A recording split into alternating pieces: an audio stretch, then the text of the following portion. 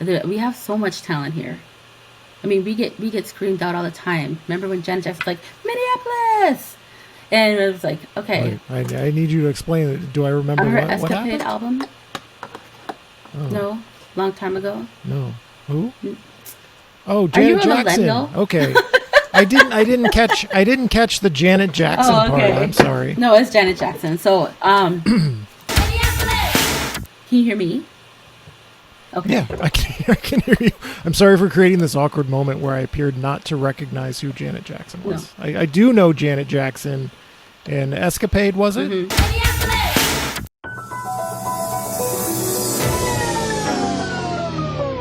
We're rolling.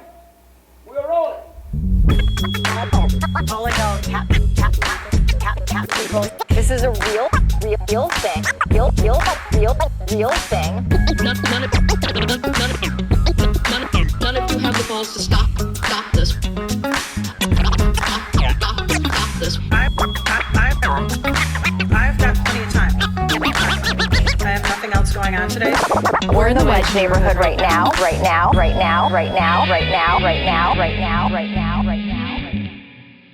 And then I feel bad because some people are like volunteering for campaigns and they want to reach you, but I don't have time. Oh, that's so sad. I don't want to have that awkward conversation. I've been that person many times. I know. Thousands of times. For lots of people. I have so many friends who've been that person, and I still cannot bring myself to answer the door. I feel bad for campaign volunteers. Yeah, I even went to North Dakota once for Heidi Hyde camp. Really? Mm-hmm. Was that okay? How are people in North Dakota? They got better once they got to know me. Mm-hmm. It's a backhanded compliment. Okay. So this is the Wedge Live podcast. I'm your host, John Edwards, and my guest, one of 4 candidates for at-large, School Board At-Large in Minneapolis, KerryJo Felder. Welcome to the show. Thank you. Thank you for having me. And what at-large means, and I think I'm going to explain this in every episode, it means everyone in the city gets to vote for this race. Mm-hmm. Every single one. So how's the campaign going? And you don't have to give a long answer because that's kind of a throwaway question, but how do you feel? It's a lot. It's exciting. But the city is really, really big, and I had lived in LA for some time, and I'm like, oh, Minneapolis is small, until you have to knock it all, Right. Yeah. So my first question is, you did this from 2016 to 2020. You had a term on the school board, and then you were able to escape that, is how I interpret it, be away from it, and you want to come back to it. This is not a pleasant job. Maybe you have a different assessment of the job. It's not a pleasant job. It's very stressful, low pay. People are very passionate about these issues, which means they could be very angry at you for things. Why are you coming back to this? Because the children are that important. Like, making sure that they are able to have the thing that they need is just written on my heart, I guess. It's just something that I have to do, and I was able to be successful in some ways during my first term, and I just want to make sure that, now that I'm citywide, it's like, okay, I get the whole puzzle, and I'm really good at puzzles, and so I'm just excited to go door knocking and just represent everyone across the city, because I think that, we all have to, become and be Minneapolis once again, and we haven't done that very well. Like, we're all in our districts, and we're all doing our thing, we're all in our wards, and we're all in our precincts, but the children is really going to be something that can pull us back together. And I want to be there when that happens. I think it's going to be a very beautiful thing, and it's something that we have to do. I have a theory that people who run for school board or park board are either like angelic figures with good intentions or really terrible people, because, as I said before, it's a terrible experience. Yeah, the politics can get very nasty. I don't want to belabor this point. I feel like I'm starting this episode very negatively, but there are the sides. You take that out in your work, though. And And it can get, feelings do get involved in it, but you just have to realize that they're trying to advocate for their child and they're upset, they're frustrated, and you don't look at it as them coming at you. You just look at it as them sharing with you, right? They want you to walk with them. They want this journey with you, no matter what it is. So even after they cuss you out, you still call them up, because, they told you. Now what? What can we do now? What are 2 or 3 big questions facing the Minneapolis Public Schools in the next 4 years that could be controversial, could make people very mad at you, like big questions that could make people mad, but not everyone can get what they want? Like, what are they? I thought we were going to go into a happy place. No, I'm just kidding. I apologize. No, that's all right. Yeah, so I think the first one is is my child going to get busing? No. The first one is, okay, we'll write this down and then we'll pick out which one. I have one child. We live at the same address. One student is going there because they were grandfathered then, and another student is going here. How can we get them together? That's another one.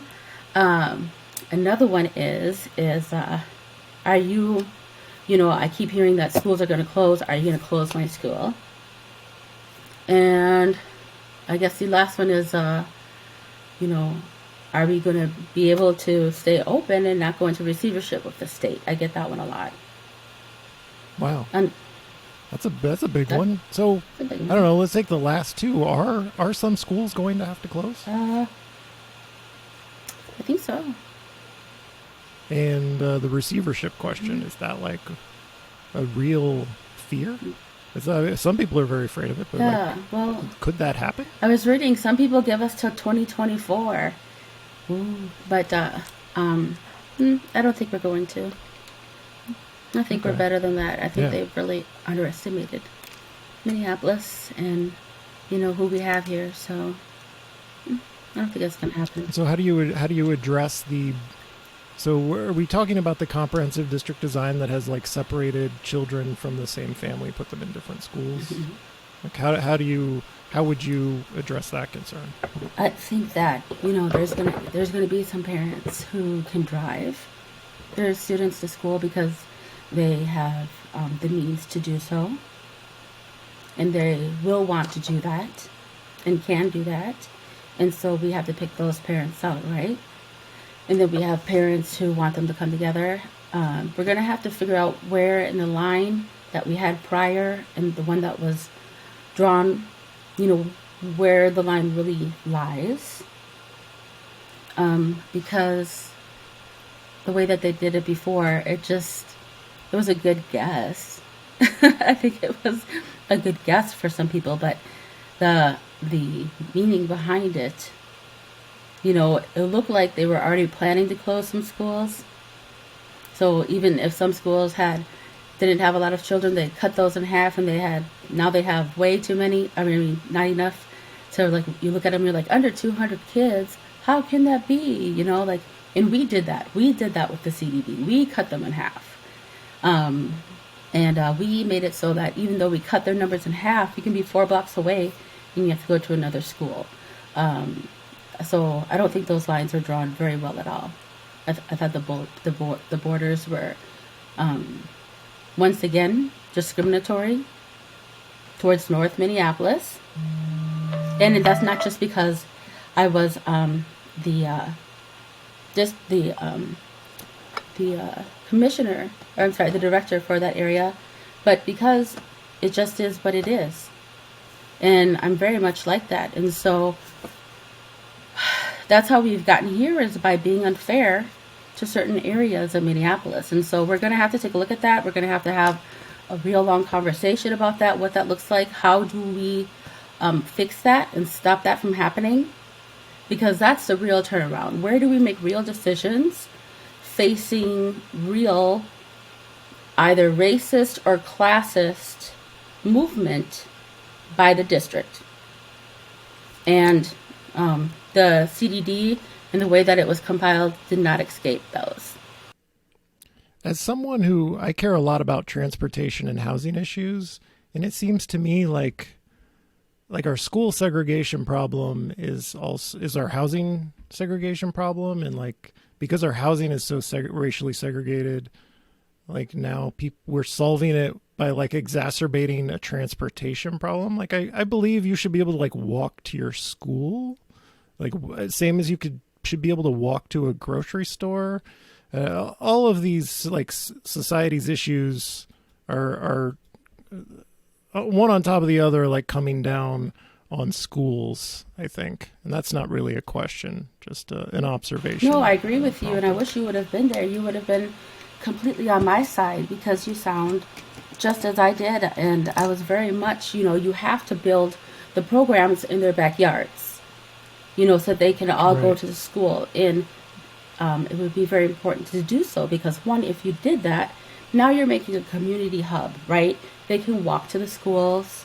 Now we're creating some kind of stability, right? Because now when a school closes, we're going to cause upheaval with the kids, the parents, their jobs. It might be their homes if they have to move, to get closer to a school because they were, depending on their children to walk to school instead of finding a way of transportation. And also maybe, in the same area was a mother and her parent helped watch her children while she worked late, right? So now we're looking at that mean. And there's just like so much that's involved in each of our little communities that we really have to be spectacular in each one. And we have to build the programs in the schools, not send the students to the programs. I thought that was a real... and not so well moved, because what that says is, North Minneapolis, you know what? You're not good enough to receive really good programs in all of your schools, So what we're going to do is we're just going to make this, and we're going to, not give you your apples once again, And it was just really, really sad. So thinking about some maybe less controversial things, maybe what is KerryJo Felder particularly like well suited for? What are some things you have in mind that not enough other people are thinking about that are maybe easier to solve? Maybe something you learned from your first term on the school board. Like, these are some small, easy, non-controversial, no one will hate me kind of ideas that I want to get to work immediately and like shine a light on these things. We can do it. It won't. Everyone will be happy that I did it. Things like, any ideas like that come to mind? Yes. And so I just want to start out to preface that I'm a part of a group of POCUM. It's a group I made space for in the union, and they came up with the name People of Color Union Members. And we came up with an idea that we brought to our state leads and in the union. So we were talking about a program that we would like to see, be made here in Minnesota because we have nothing like it. Well, they didn't want to do it. They're like, nah, we're not going to do that. And then a few days later, a young man by the name of Jamal Staples, very bright young man, Northsider, Polar, comes along with the idea of building a C-Tech program like they have in Rochester.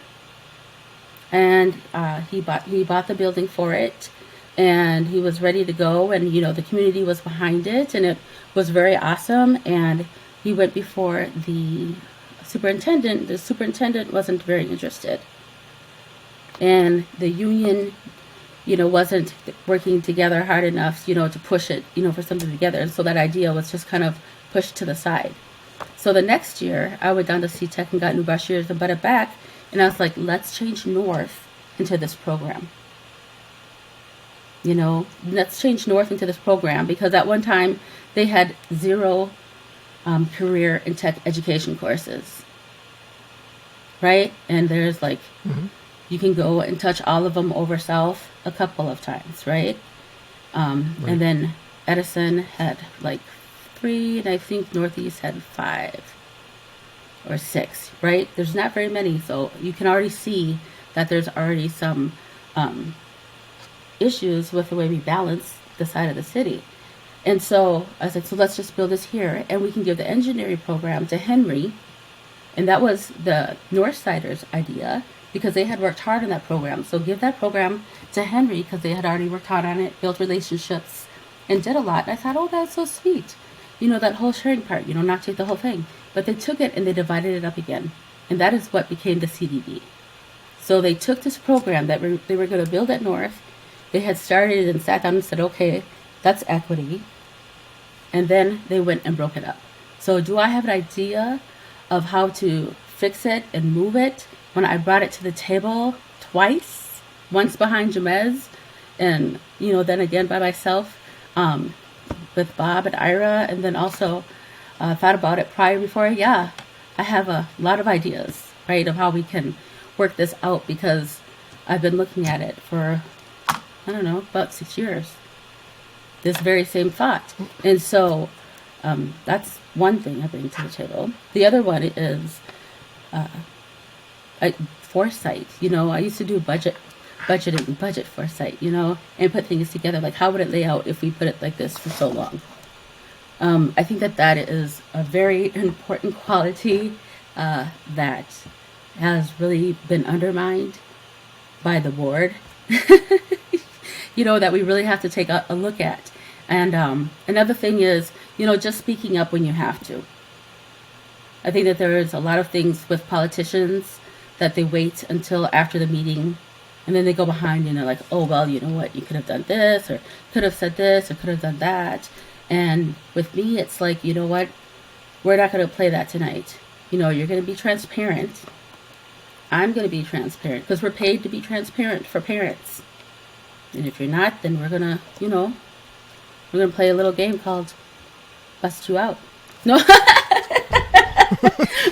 So would you call it when you bring up something uncomfortable in a meeting? Bust you out? Transparency is transparency, Yeah. I can appreciate that. I watch a lot of city council meetings. I can't say I watch a lot of school board meetings, but I appreciate that we're hashing these things out in public because otherwise you're just it's one council member, or now with the new government structure, it's the mayor doing it behind closed doors. I love a good discussion at a public meeting. Yeah, and I think that, people haven't really called it out, but we've gotten away from the public seeing who people really are because they don't hash it out at the meeting anymore. The meeting's from 6 to 8. And if they go over, you know what I mean? They're really on that time because they've all been there for a long time. They've got it down. They're going to say yes, no, and go home.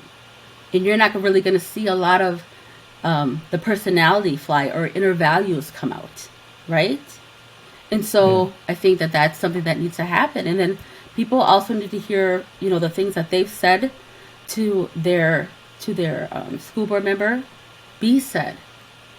They want to hear the things that they said, be said again. And there has to be time to say it. So the way that they've cut the meetings down really short, I think is a disadvantage to the parents and people watching it. Of course, nobody wants to watch a super, super duper long school board meeting that I think is super exciting. But I know there's something wrong with that, right? It's not. But the thing is that they want to know that when they go back to the reels and they're looking for something specific, that there was a conversation had about it. And they want to see if their idea was brought up and how that was played out, instead of just going and voting. And everybody gets one time to say one thing, and that's it. So I was reading your Sahan Journal questionnaire thing that I think came out in the last week or so. And you talked about the new superintendent absolutely must be from Minneapolis. And I thought that was an interesting sentiment because, I don't want to compare the schools with MPD and the problems we have with MPD, but I was kind of I don't know if I can vouch for the mayor's choices for our chief and his public safety commissioner at this point, but I was kind of relieved that they were non-Minneapolis choices because it means it's not someone from within MPD, this horribly broken city department that we have. So I'm wondering why you say for the next school superintendent that you think you're glad you think it definitely should be somebody from Minneapolis. Why is that important that it be somebody from Minneapolis? Because you have to know how the city moves, right? You have to know how we are. You have to know that, and you have to pay attention. You have to be on the ground. You have to know the values that we have. And we only have like 2 or 3 years to get this right. It's a very short amount of time. It's going to be a go. Like, that's why they're already doing the onboarding for the school board members. Like, when you start, it's go. And so you have to be familiar with what you're working with. There's no time to adapt. Any other qualities you're looking for from the next superintendent? Yeah, you have to kind of love our, we're getting larger. We are getting larger, but we are still pretty much a small city. We're still pretty much that small town feel, and we like it, and that's something that, we have to also recognize is again, it's another value that we have. And so you can't come from like LA and it's sparkly, right? And you come to Minnesota, it's not going to be the same fast-moving, fast-paced place where you have it. And when you come from Minnesota, you know that at some point in time, we still have the ability to know our neighbors, to know the people down the street, and to take things at a slower pace and at a safer pace. I mean, people right now, they're feeling, also because of COVID, that they stay inside more, right? And they're not meeting their neighbors as much, and they're not meeting their neighbors' children as much, and so those children might not be meeting as much. And our communities have just broken down a lot. And where you don't find that is where housing is stable. And then back to housing. I'm a big advocate for housing. When Ed first came here, I was like, hey, we have to do something about housing. I was like, look at this. In Oakland, with their full-service community schools, they're helping families by paying a little bit per month, right? Helping keep them stable in areas when needed. And so, and I don't know, I'm pretty sure that Director Jourdain talked about it too. And so that's, how that came about, how we got behind that portion of the housing. And it's so funny, I can hear him now, like, yelling at me. Like, we always had a very interesting meetings, Ed and I. And then we'd be like, KerryJo, I gave you the housing. Like, we did it. We're doing it. Doesn't that make you happy? Does anything make you happy? I was like, yeah, I'm happy. On to the next. Like, there's a lot. There's a lot of interconnection that we can do that is important to us, and we have to do it all in order to get back to where we want to be. So I read one of your answers on declining enrollment, and you raised bullying as a big, behavior in the schools and bullying as a reason that people are withdrawing their students and moving them to other places. I don't know what my question is. It just feels like something that doesn't really get talked about a lot. So it's not surprising to learn there's bullying in the schools, but to learn that it is you believe it's a defining problem that causes someone to pull their students out. Can you talk a little bit about how you would address that? Yeah, it's very much a defining problem, and I think we need to have money to address that, because a lot of the ESPs are out in the hallways, making sure students are getting to their classrooms. And actually, the people who are supposed to be helping the children make sure that they are getting to the classrooms are called hall monitors. There's a name for that.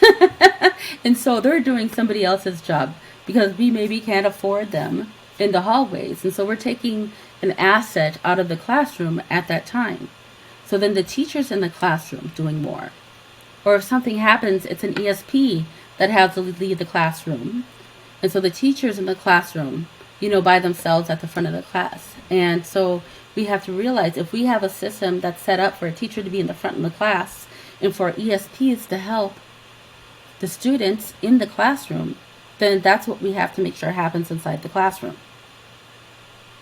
And there's no ifs, ands, or buts about it if that's what we have our program set up for.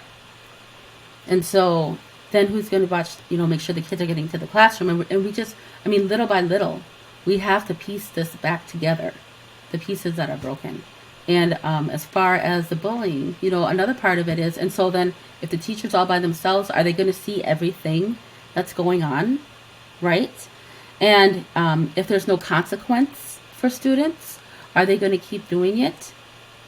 And by far, I'm not for total things, but I do believe in restorative justice. I'm a big believer in restorative justice. And I think that we need to get a little bit more involved with restorative justice in all of our schools.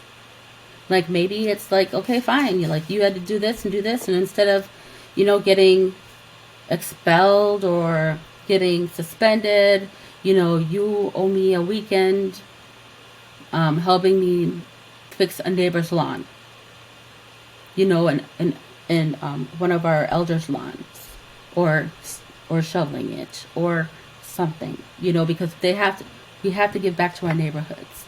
And I think that when we start breaking that down, then also the neighborhood comes down as well. And these kids are so stressed. They have a lot of stress. And I think that they would even like it, getting together, to go do it. It doesn't sound like fun right now. I know it doesn't.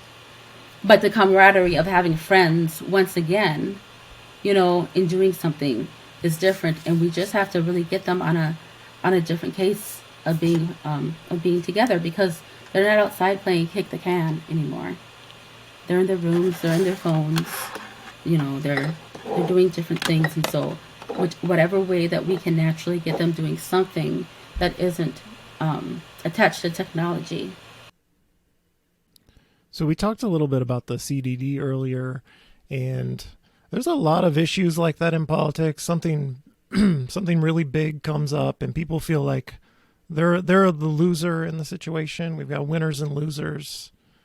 Like sometimes there are winners and losers. Like how do you navigate really big problems, and maybe the people who are well served by the status quo sacrifice a little? Like how do you navigate that in general terms? Because you're going to have to make some really hard decisions. Yeah, and you know what? I think it's funny you say that. I think that the people who are well off want to do that. I think that people who are in Minneapolis Public Schools, where the schools have been able to be consistent, want their schools to be like that. For a lot of Southwest parents, it's just that they don't have a 7th hour, right? But they like the programs, they like the sports, they like their surroundings and what they have. And so I think that they really want to see Minneapolis Public Schools survive. And so I think bringing all of our schools together, and like I said, it's going to be a very intricate and fast-moving thing to really sew up Minneapolis. That's what I call it, sewing up Minneapolis. For those who do want to put in, and those who want to help in other ways. We have so much talent here. I mean, we get screamed out all the time. Remember when Janet Jackson's like, Minneapolis? And it was like, okay. I need you to explain it. Do I remember her what Escapade happened? album? Oh. No, long time ago. No. Who? Oh, Janet Jackson. Millennial? Okay. I didn't catch the Janet Jackson part. I'm sorry. No, it's Janet Jackson. So, can you hear me? Okay. Yeah, I can hear you. I'm sorry for creating this awkward moment where I appeared not to recognize who Janet Jackson was. No. I do know Janet Jackson. And Escapade, was it? Mm-hmm. Okay, never mind. Okay. So she calls out Minneapolis and everybody gets on board, right? And the whole thing is that that's something that we can do, and we can be fun in that way again. We've gone through a lot as Minneapolis. And I hope we don't run into copyright issues when I insert that song into this episode, which I think it was just that one word. Have to do at this point. It was just that one word. Yeah, she said Minneapolis. Yeah. I do. I clearly remember. Yeah. I wasn't living in Minneapolis at the time, and she definitely did say Minneapolis. She gave me a free record with her signature one time, so I think she likes me, so maybe she won't do anything. Did you go to glitzy Los Angeles, California? Where did you go that Janet Jackson gave you? I went to glitzy New York for her 20 Wild release. I'm sorry for diverting us. Sorry. If I interrupted you. I was like, Did I interrupt something? but nope. And so everybody has something. We have a lot of retired teachers. We have a lot of retired producers and musicians, and you name it, we have it. And that's like, why should we be failing as Minneapolis Public Schools when we're so rich in everything else in our communities? I don't know, but we have to learn how to share that for a little bit, and I think that that's actually going to be a joy. You know, what does it look like to open up our gyms if somebody wants to have a volleyball birthday, right? They want to play volleyball for their birthday and get their friends and go back and forth. Opening up the schools is going to be a very important thing about how we do that and what that looks like. I just think that we have to make our schools the hub for each community again, and work on our intergenerational relationships, and also just, you know, pull the product of the old Minneapolis back into the schools to get through this time, right? Yeah. And I betcha that some of them will get so mad that they'll keep coming back. And I saw a local news story about St. Paul parks. They made all the sports free. They used the federal like pandemic relief money, and they made all like sports leagues, basketball and soccer and all the rest. They made them free for the next couple of years. And I don't know if we did that in Minneapolis. If we didn't, we should have. We should have, but yeah. You know, it would be really interesting to see what that looks like, because another thing that I think that parents need, and here's another thing to throw off the balance, is that parks look at the numbers where the schools are. And so if you have a school that's stable and they have a large number of students, well, your parks, you know, that affects your parks nearby. So if you have an unstable amount of children in the schools, or they close the schools like they have over north a couple times, you know, and those numbers go down, they look at those numbers and they base their production or their programs or the money that they give those parks off of those numbers. And we have to, I mean, that is something that's also like seriously impacted. So there's a lot that's so interconnected. So we're down to the final two questions, KerryJo. This might not be necessarily education related question for you. It's about leadership and like thinking about a time you were moved by a particular issue to like take action and like take some leadership and do something about something that moved you, that demonstrates your leadership, something you're particularly proud of. Well, I took on something I'm particularly proud of. Well, I took on a lot coming in, but one of the things that kept going on and on throughout a lot of the different directors we've had is redoing the North High Field. And I got that voted on and built within my term. You know, I thought that was pretty good. I was like, yeah, I did that. But, yeah. You know, we also completed the Franklin Pool that was supposed to be completed when they had reopened Franklin. And I wish that we had made that a little bit larger, seeing that we were thinking that another pool was going to open up nearby and we would have access and could utilize that, but that didn't happen. And so I wish we would have made that a little bit bigger, because I like to have everything around students that can give them scholarships. I know Kale and I worked with each other to make sure that we kept tennis courts on the park right next to the school, because again, it's not about right now, it's about, okay, when we get students in the school, somebody's going to have to get a tennis scholarship, right? So you have to think like that. You have to build what you want the kids to work with and to be able to work with for their future. And that's, I'm good at that. I'm good at building for the future.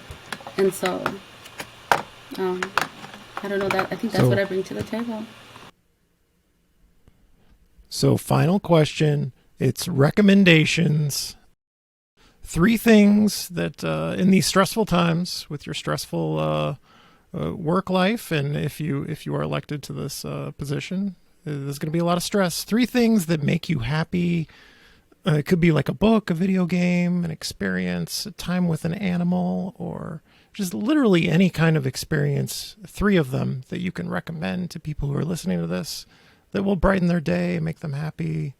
Oh, yeah. Anything. Give it some thought, because I want some good answers. Right. I think, if you're next to a good friend or a family member, I think you should just give them a hug and tell them you love them. Recommendation number 1 is love. And a hug. Just share your endorphins with them, those positive endorphins. And then number 2, I think, Anne, my friend Anne, she was riding her bike and she fell off of her bike. And she said that nobody came to help her. Oh, where was this, in a busy place? It was over south, so it was pretty. People were around, and they didn't come to her aid. And they kept walking by, and she laid there in pain, and nobody came to her aid.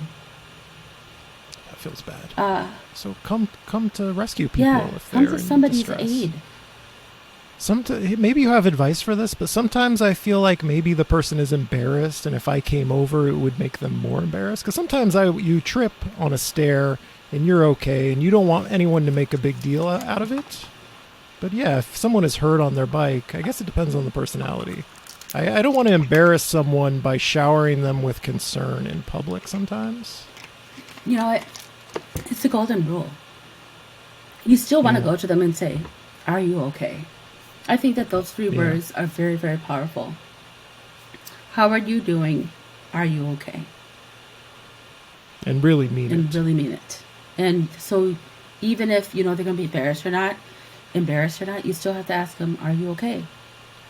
Because we get away from doing that. We get away from asking people, how are you doing? We get away from asking people, are you okay? Because we don't want to be embarrassed. We don't want them to be embarrassed. But they could be hurt. They might need that hug. They might not be okay. And Minneapolis has been going through a lot. So those words might mean something else. There's catalytic converters being stolen. There's, we went through George Floyd. I mean, that in itself was a big ball of trauma. All over the place. For all kinds of people. For all different kinds of reasons. And it was like so big, it was felt all over the world. And that happened here in our little city. We've got a lot of issues. We need to ask people if they're okay. And I also think that we should look into, not volunteering at the schools, but also making sure that we are advocating for a warm place for people to sleep this winter. We've had a lot of people have been evicted because of the pandemic, and they have children. Everything I want to do is all about children. They have children, and they're out there freezing. They're out there scared. They're out there with people they don't know. People need to have a safe place. And the pandemic isn't over. We're just roiling off of it. Right now with a lot of people getting evicted. We didn't do that right, people. We didn't do that right. But we can start now. It's not too late. Everybody can start now, and we can see what we can do better. Because it's, we have to think about if it was you, what would you do? I feel like you cheated on this question because all your answers were about loving others. You didn't give me anything that was selfish. What do you do for yourself? You have to give me at least one thing you do. What do you do for you that maybe you're not proud of that makes you happy? It doesn't have to be shameful. I'm sorry for making it shameful. It could be a walk in a park, a book. What is your guilty pleasure? Something that makes you happy. Is there a TV show? Yes. This Game of Thrones. It was the second candidate for At-Large who said Game of Thrones. Mm-hmm. You're just a bunch of nerds. No, we're not. And being a nerd is cool anyway. Nerds get it done. Yeah. Nerds rule. When I was in Sumatech, we had that t-shirt, Nerds Rule, and it's okay. It's okay to be a nerd. Okay. Game of Thrones. What about the new Dragon show? Are you into that? I haven't started watching that at all. It's just hard right now. Yeah. I have found post-pandemic that I don't know if it's that I don't have the attention span or like I'm not in the right mindset to like get into a TV show anymore. Mm-hmm. And I don't know if other people are having that experience, but I used to be able to watch TV shows and I can't anymore. Yeah, I think I'm just gonna wait for that one to like just pile up and just binge it one day. I hope I can get back into watching It's TV, which is a weird thing to say Yeah. because Americans watch too much TV, but I used to enjoy it. Yeah, And no, now I've never kinda really been into like gone away. CSI or any of those other things because it's when you're out here and like I don't know when you want to fight it every day. It's just that's just not the show for me. I come home and I watch something loving and like The Notebook. Oh my gosh, we're all gonna cry, right? And and then those are the things I just do to just calm me down a little bit. But lately, I only watched the other one, House of the Dragon, because of Game of Thrones, and it's not quite the same. Okay. Well, thank you for those recommendations, KerryJo Felder. This has been the Wedge Live podcast. I'm your host, John Edwards, and my guest has been KerryJo Felder, who is a candidate for Minneapolis School Board at-Large, which means everyone gets to vote for it. Everyone in the city can vote in that race. Thank you, KerryJo, for joining me. Thank you. Thank you for having me.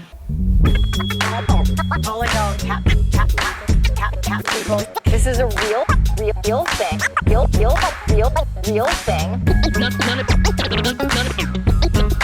None of you have the balls to stop this. Stop this.